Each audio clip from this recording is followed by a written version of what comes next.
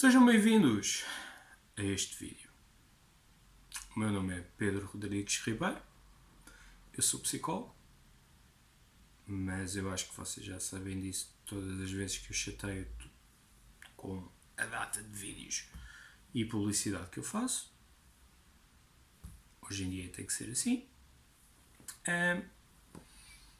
E hoje eu gostaria de atualizar ou aprofundar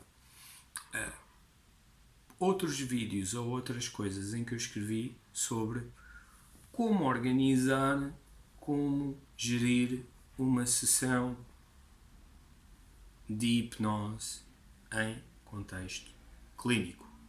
Portanto, isto são dicas. Bom, em primeiro lugar, obviamente, para todos aqueles que querem utilizar hipnose no contexto clínico, formação. Portanto, se for o vosso objetivo adquirirem ou utilizarem hipnose como complementariedade, como coadjuvante àquilo que vocês fazem no contexto clínico, no contexto terapêutico, então, formação. Isso é essencial. Como é que isso se faz? Já lancei vídeos sobre isso, vocês podem ver. Se não, contactem-me e eu explico-vos tudo aquilo que há a saber sobre o magnífico mundo de formação e, inclusivamente, também eu próprio tenho algumas ofertas, se isso interessar, se isso vos fizer sentido. Portanto, vamos assumir que a parte da formação está completa, está check. Então, obviamente que depois há as questões dos settings. Portanto, terem um espaço para realizar as vossas intervenções. Hoje em dia, há facilidade em poder fazer intervenções online. Intervenções psicoterapêuticas online e a essas intervenções psicoterapêuticas poder-se adaptar metodologias e abordagens complementares que podem aumentar a eficácia do vosso trabalho. Há várias adaptações, portanto, para mindfulness, EMDR, algumas metodologias de relaxamento, algum trabalho experiencial, quiçá até de Gestalt. Hipnose não é exceção e existe formas de realizar hipnose online. Claro que é necessário que vocês tenham em atenção que nem todas as abordagens, nem todas as diferentes técnicas que se podem utilizar em hipnose são realizáveis online ou tenham mais sucesso online versus presencial. É sempre necessário adaptação e essa adaptação tem limites. Obviamente que podem utilizar hipnose online e resulta. Se quiserem fazê-lo do ponto de vista presencial, podem ter o vosso próprio espaço ou, hoje em dia, há a possibilidade de alugar salas e espaços específicos para a realização de psicoterapia e de intervenções clínicas. Portanto, setting. Relacionado a isso, precisam de ter alguma coisa em especial? Há muitos cursos que vos diriam aquele setting mágico, aquela coisa e tal. É assim, vamos ser realistas. Nem todos os sítios e nem todos os locais têm as condições para o setting perfeito. Não havendo essas condições, as pessoas vão abandonar as intervenções? Claro que não. No caso de hipnose, como qualquer como qualquer complemento às intervenções de psicoterapia, vocês não necessitam de condições para ir além. Por exemplo, muitos sítios falam nos cadeirões e aquela questão de deixar a pessoa cómoda, etc.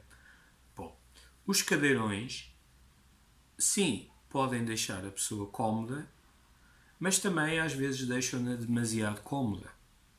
Também não é o nosso objetivo que a pessoa esteja ali numa posição ou numa ocasião de quase bater uma soneca. É óbvio que temos que deixar a pessoa confortável, mas também há limites. Pronto.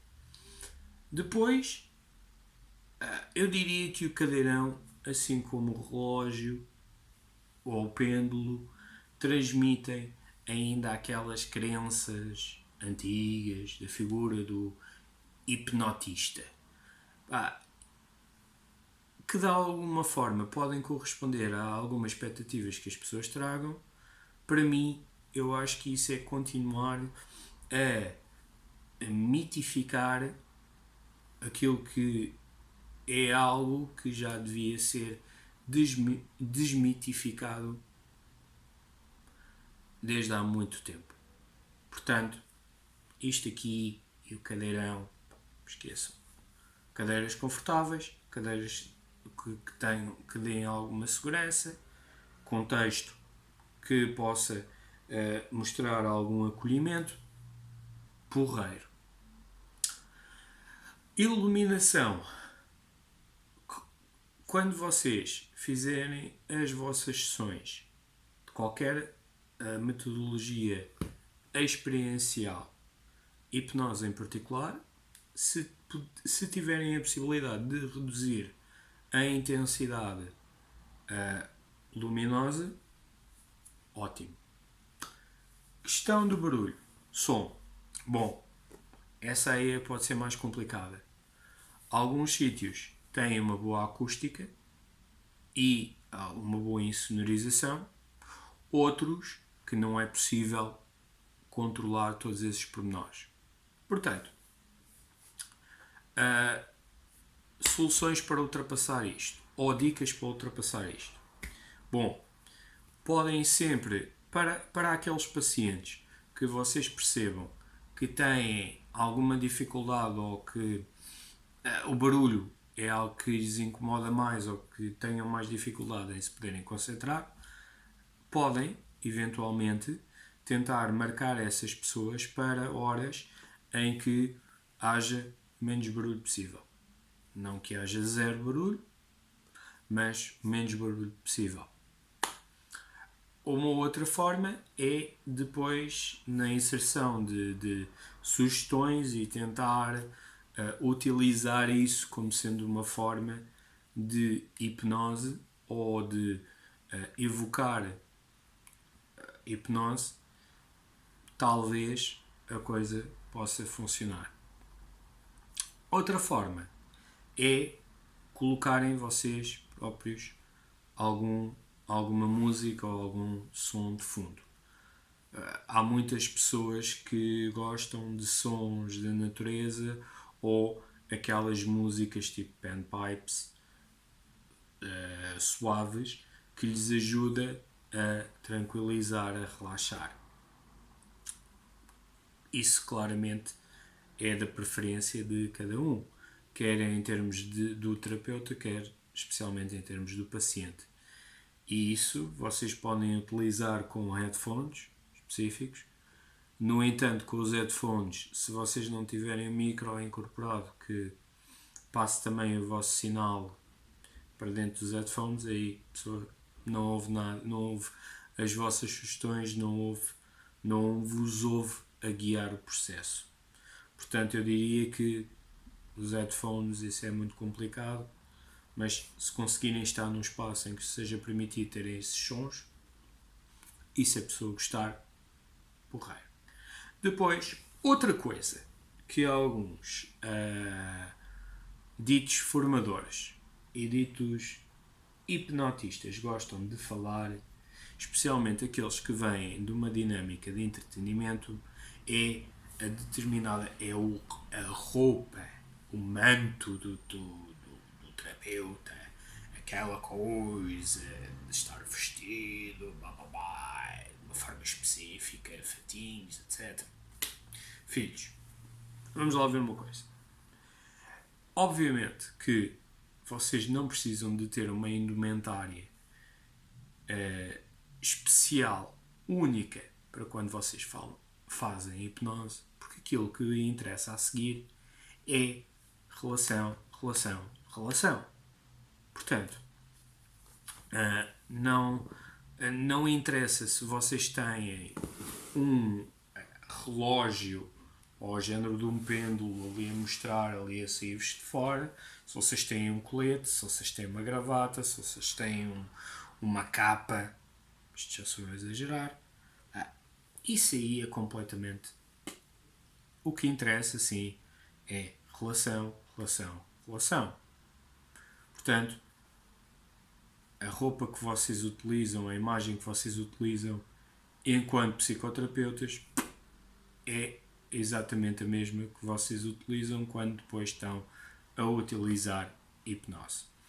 Há algumas pessoas que advogam a colocação da certificação nas paredes, que dá um determinado crédito, ou acredita, a pessoa mostra que ela tem competências.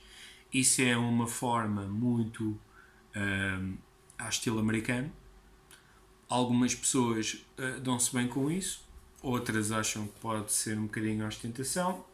Deixo-vos, obviamente, ao vosso critério, à vossa escolha, se têm possibilidades de colocarem lá a certificação ou não, se querem mostrar. Depois, obviamente, começar ali na prática. Bom, as primeiras sessões, obviamente, são aquelas que passam pela recolha de informação, a típica anamnese, a típica construção da relação. Como eu vos disse, o truque disto é relação, relação, relação. Se vocês estabelecerem uma boa relação terapêutica com os vossos pacientes, as abordagens fluem. A mudança flui. A ideia, pelo menos no contexto clínico, que a pessoa chega lá, é logo hipnotizada, é logo tudo, que ele corre às mil maravilhas, isso é uma cambada de tretas. Porquê? Porque mesmo que a pessoa venha ter convosco com a ideia de querer hipnose, muitas das pessoas não sabem o que é hipnose. Ou têm um conjunto de ideias e de crenças que são completamente irrealistas para o processo de hipnose. E cabe-vos a vocês, enquanto terapeutas, lidarem com essas crenças e com essas expectativas. Portanto, quando as pessoas vêm ter convosco, há um receio. Existem mitos, existem crenças que devem ser lidadas. Mas não é possível que haja um conforto ou um 100% de conforto as pessoas a fazerem algo que não sabem, que não conhecem, que não foram ensinadas a fazer. Daí que ensinar à pessoa o que é a hipnose e o que é estar numa relação onde hipnose é utilizada é essencial para depois o desenvolvimento terapêutico. E isto é algo que se faz numa primeira ou numa segunda sessão. É logo no início.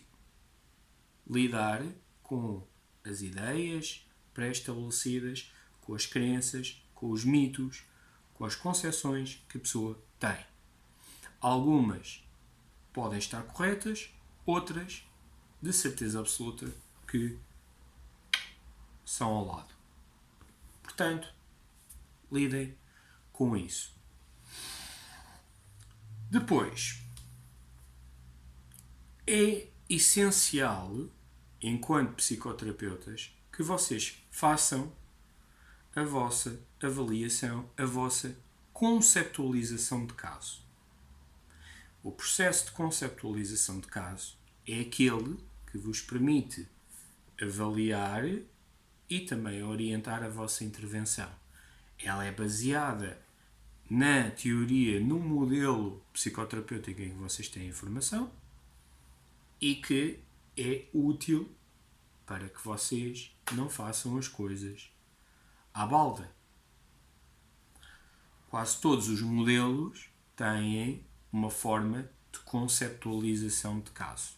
Portanto, fazerem essa conceptualização de caso e perceberem se a hipnose pode ser uma ferramenta a ser utilizada na intervenção ou não, se sim, em que momentos, de que forma, aliado a quê. Portanto, isso é tudo na vossa conceptualização de caso, que é exatamente isso que se faz nas primeiras sessões, quando alguém nos chega pela primeira vez. É óbvio que a pessoa pode ter na ideia hipnose, uma intervenção em hipnose. Cabe-vos a vós, enquanto profissionais, enquanto peritos em hipnose, avaliarem se faz sentido ou não e, fazendo sentido, de que forma faz sentido e quando é que faz sentido no processo. E isso é algo que vocês podem educar a pessoa e, portanto, realizarem isso. Depois da vossa conceptualização, da vossa avaliação, partilharem isso com o paciente. Ou seja, isto já é a fase de educação e que nesta fase de educação e de partilha dessas informações passa também então por explicar o que é a hipnose, desmistificar a hipnose, gerir expectativas face à hipnose, apresentar hipnose à pessoa de uma forma experiencial. Portanto, primeiro, definir hipnose. Vocês não precisam de apresentar uma definição teórica, até porque as pessoas não percebem, não é a área deles, não faz sentido, a não ser que estejam a lidar com colegas profissionais de saúde que vos consultem porque necessitam, e mesmo assim pode não ser essencial.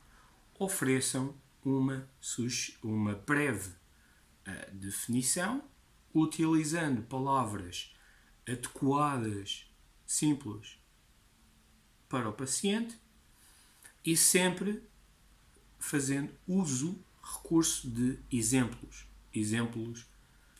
mais cotidianos, de modo a que as pessoas percebam.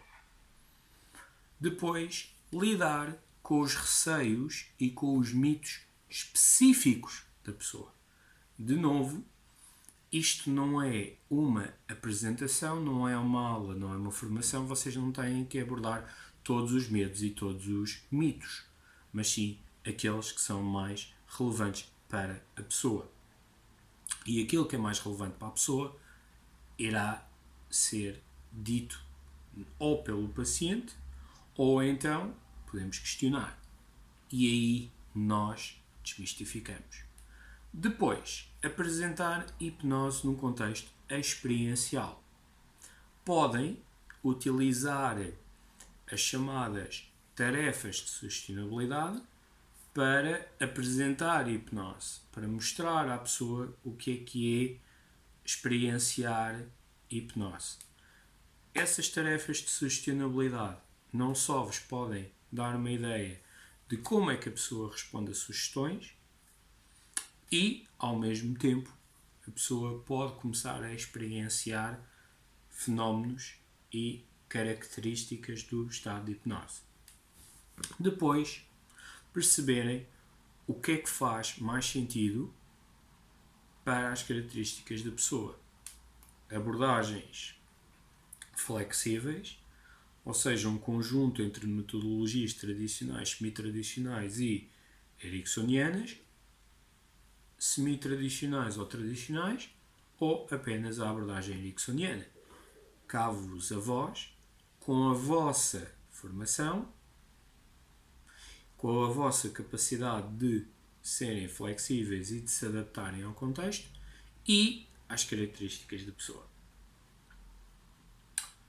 Depois, obviamente, hipnose como ferramenta coadjuvante à psicoterapia tem que ser adaptada às questões, às queixas, às barreiras da pessoa. Tal como a vossa intervenção psicoterapêutica. Ou seja, se vocês tiverem que lidar com uma depressão, então a vossa abordagem ou utilização do estado de hipnose deverá ser adequada, abordada para o contexto da depressão. E assim sucessivamente. Outra dica extremamente útil é ensinarem à pessoa processos de auto-hipnose. Embora muitos dos ericksonianos não acreditem ou não sugiram auto-hipnose, a verdade é que o ensino e a prática de auto-hipnose tem grandes benefícios para melhorar o processo terapêutico e potenciar as mudanças na pessoa. É algo que permite à pessoa treinar em casa, fazer em casa e desenvolver uma percepção de controle, de regulação, que é exatamente isso que a hipnose oferece à pessoa, uma maior capacidade de regulação, de controle. E, portanto, metodologias de auto-hipnose devem ser ensinadas à pessoa logo nas primeiras sessões. Também pode ser importante a pessoa levar gravação da experiência de hipnose. Isto porquê? Porque no início, quando se está a aprender auto-hipnose, ou mesmo depois ao longo do processo, treinar em casa e ter a possibilidade de voltar a revisitar essas questões em casa é muito útil para o avanço do processo. Eu sei que existem imensos materiais no YouTube, no entanto, se for algo específico para a pessoa e para a intervenção que está a decorrer, melhor ainda. Isso pode ser realizado pelo terapeuta gravando esse processo que está à medida que ele é feito a sessão com a pessoa. Claro que tudo isso é sempre mediante autorizações específicas, por causa do Regulamento Geral de Proteção de Dados. Tem que haver um consentimento informado, escrito, que autorize a gravação desse procedimento, dessas sessões. Depois, claro, a constante reavaliação do progresso. Às vezes é necessário fazer-se adaptações, alterações, e essas alterações e modificações são com base no feedback que nós recebemos. Esse feedback é aquilo que nós sentimos, que nós observamos, ou feedback que nos é dito pelo próprio paciente e que nós queremos sempre saber. É uma mais-valia. E, portanto, ao longo do processo, nós adaptamos e vamos evoluindo à medida que nós temos uma noção de progresso, uma medida de progresso, que pode ser uma medida formal, há questionários que avaliam o feedback, a qualidade das intervenções, questionários em termos de investigação. Também há medidas informais que podem ser aplicadas pelos terapeutas. A medida informal seria questionar o paciente no final da sessão, pedir o seu feedback, ou, quem diz no final da sessão, ao final de X sessões. Basicamente, isto é o esqueleto, a forma como vocês orientam as vossas sessões com hipnose. Muitos dos aspectos que eu referi aqui são aspectos que vocês podem utilizar mesmo sem hipnose, porque são uma mais-valia para a vossa prática clínica. Depois, aquilo que é juntando os elementos de hipnose, aí também já é um aumento para a vossa prática, a melhoria da vossa prática enquanto profissionais que utilizam a hipnose no contexto clínico. Despeço-me, desejando que estejam todos bem, com saúde, cuidem-se, subscrevam ao canal, fiquem bem e até uma próxima.